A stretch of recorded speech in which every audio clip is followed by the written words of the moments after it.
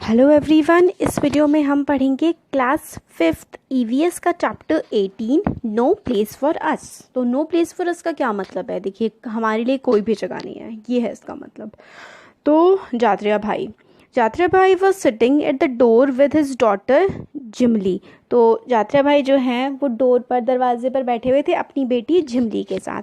They were waiting for Scindia, वो सिद्धिया के लिए वेट कर रहे थे। इट वॉज ऑलमोस्ट नाइट, रात हो चुकी थी, बट सिद्धिया जो है वो वापस नहीं आए थे। 2 years back Jatriya's family came to Mumbai from Sinduri village. तो 2 साल पहले जात्रिया की फैमिली जो है वो मुंबई से सिंदूरी विलेज आए थे। Here they only knew the family of a distinct relative.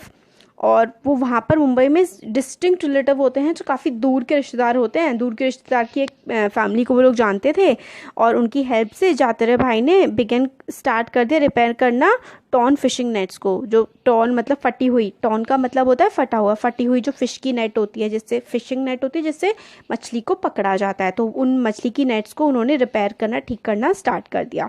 मगर मनी, जो पैसे उनको मिलते थे वो इनफ नहीं थे, वो काफ़ी नहीं थे।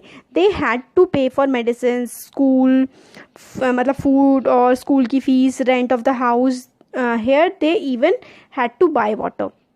और वहाँ पर जो है उनको दवाइयों के लिए, स्कूल की फ़ीस, खाना, इवन पानी तक के लिए जो है वो उनको पैसे पे करने पड़ते थे। और जितना वो कमाते थे वो उनके लिए पूरा नहीं पड़ता था। छोटी यंग सदिया जो थी also had to work in the near by fish factory to earn some money. और सदिया को भी काम करना पड़ता था फिश फैक्ट्री में, ताकि वो कुछ पैसा जो है वो कमा सकें। From 4 o'clock till 7 o'clock in the morning. और सुबह के 4 से लेकर के 7 बजे तक मॉर्निंग में उनको ही clean and sorted the big and small fish, मतलब छोटी और मतलब बड़ी फ़िश को सॉर्ट करते थे। सॉर्ट करने का मतलब होता है छांटना, छांटा करते थे सुबह 4 बजे से 7 बजे तक। Then he would come home, take a nap and go to the school in the afternoon. और फिर वो जो है आफ्टरनून में घर आके नैप लेते थे। नैप का मतलब होता है कि नींद ले लेना, और फिर आफ्टरनून में, दोपहर में स्कूल जाते थे। In the evening he would vendor around the vegetable market. Evening में वेंडर अराउंड मतलब वेंडर अराउंड करने का मतलब होता है घूमते थे वेजिटेबल मार्केट में, सब्जी मंडी में। He would help some memsahib, किसी का बैग कैरी करने में हेल्प कर दिया। और go to railway station to pick up empty bottle and newspaper to sell to the कबाड़ी वाला। और मतलब रेलवे स्टेशन पे जाके खाली बॉटल ले आए, न्यूज़पेपर ले आए कबाड़ी वाले को बेचने के लिए, और ताकि अपनी मैनेज कर सके लाइफ को, किसी तरीके से थोड़े बहुत पैसे कमा सकें सिटी में रहने के लिए। और रात हो चुकी थी, मगर सदिया जो है वो घर पे नहीं आए थे। Jimli was watching a dance on TV through the neighbour's window. पड़ोसी की विंडो से वो डांस का शो देख रहे थे टीवी पे। But Jatriya did not like watching TV, but Jatriya को जो है टीवी देखना पसंद नहीं था। Here everything was so different, यहाँ पर हर चीज़ कितनी अलग थी। The day was pass running around for work, दिन जो है वो ऐसे ही बीत जाता है इधर उधर वर्क पे भागने के लिए। But the evening bought back old memories, दिन तो गुजर जाता है काम में, मगर इवनिंग, शाम का समय, पुरानी यादों को वापस ले आता है। अब रिमेम्बरिंग द ओल्ड डेज, देख जात्रिया जो है वो बॉर्न हुए थे खेड़ी विलेज में। और खेड़ी विलेज कहाँ पे है? In the middle of thick green jungle and hills. कहाँ पर है? थिक ग्रीन मतलब बिल्कुल घने जंगलों के बीच में जो खेड़ी विलेज है, वहाँ पर उनका जो है बर्थ हुआ था, पैदा हुए थे। His people had been living here for many years even before his grandfather was born. और उनके लोग जो है यहाँ पर कई सालों से रह रहे थे, बल्कि उनके ग्रैंडफादर, उनके दादा के बॉर्न होने से भी पहले। और there was peace in Jatriya village, बहुत शांति थी जतरिया विलेज में। और मतलब शांति थी, पीस थी, बट साइलेंस नहीं था, चुप्पी नहीं थी, बट शांति बहुत थी।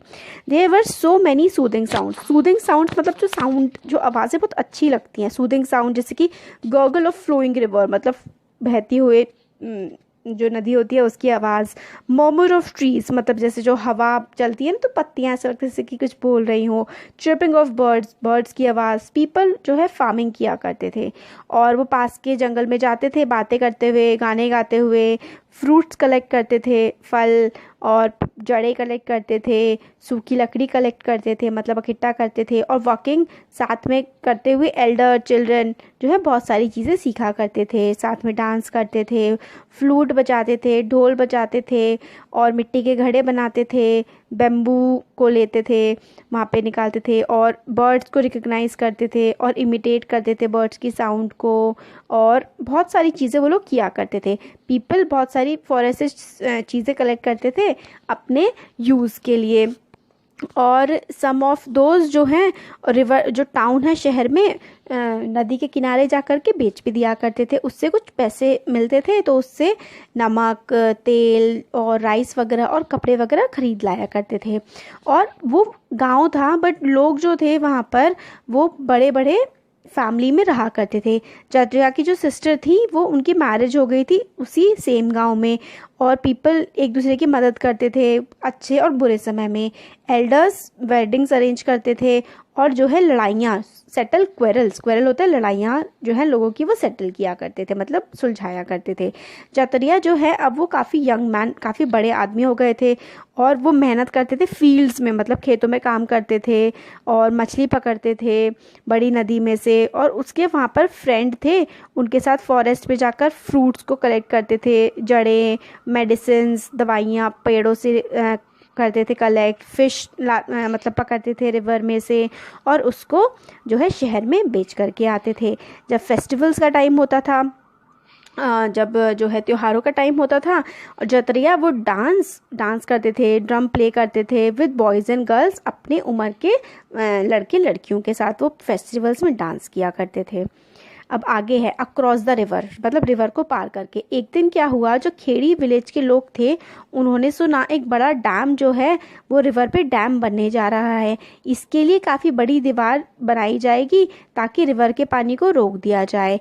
खेड़ी के आसपास के जो गांव थे उन एरिया जो है वो वाले इलाकों को, जब डैम बनते हैं तो बहुत सारे गांवों को पानी में डुबोना पड़ता है, तो ड्रोन हो जाएंगे, पानी में डूब जाएंगे, और लोगों को अपने गांव जो है, अपने खेत, अपना इलाका छोड़ के जाना पड़ेगा, उस इलाके को जहाँ पे उनके दादा परदादा सदियों से रह रहे थे।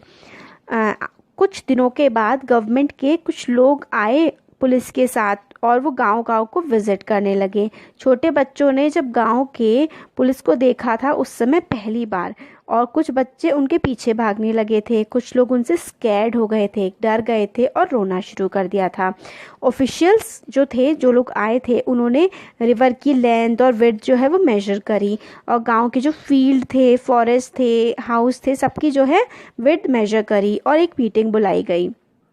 एल्डर्स, जितने भी बड़े लोग थे गांव के, उनकी मीटिंग को बुलाया गया, और उन्होंने कहा कि विलेज जो है वो रिवर के बैंक पे आ रहा है, और इसको यहाँ से रिमूव, रिवर का बैंक होता है नदी का किनारा, जो रिवर के बैंक पे गांव आ रहा है इसको रिमूव करना पड़ेगा।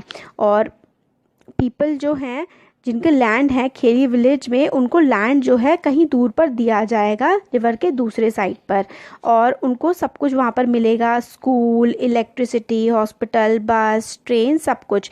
दे will have all they could not even dream here in Khedi. वो कहते हैं कि आपको इतना सब कुछ मिलेगा, जो सारी की सारी, इतने सारे मतलब सपने दिखाते हैं कि इतनी सारी चीज़ें आपको मिलेंगी, आपको बस, स्कूल, बिजली, पानी, हॉस्पिटल, सब मिलेगा, जो आप यहाँ पे खेड़ी में सोच भी नहीं सकते।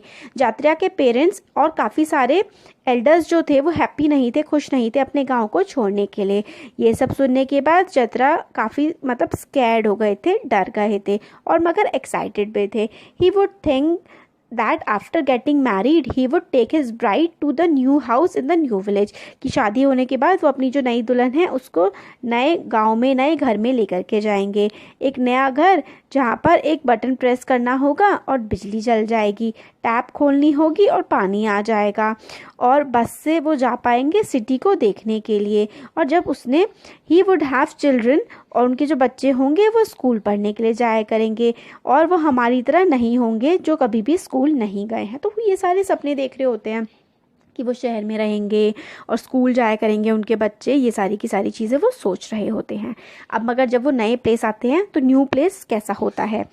तो समर का आफ्टरनून था, दोपहर का समय था। जत्रिया वॉज फीलिंग फेंट, मतलब फेंट मतलब होता है कि बेहोशी जैसी हालत में हो जाना, इतनी गर्मी में और हवा में, गर्म हवा में उनको ऐसा लग रहा था जैसे वो बेहोश होने वाले हैं जत्रिया को। और उनके पैर जो है वो जल रहे होते हैं ऑन द कोल तार ऑफ द पक्का रोड, पक्की रोड का जो कोल तार होता है उस पर उनके पैर जल रहे होते हैं। और there wasn't a single tree to offer some shade, और एक भी पेड़ नहीं होता जिससे छाया मिल रही हो। और वहाँ पर कुछ घर होते हैं, शॉप्स होती हैं।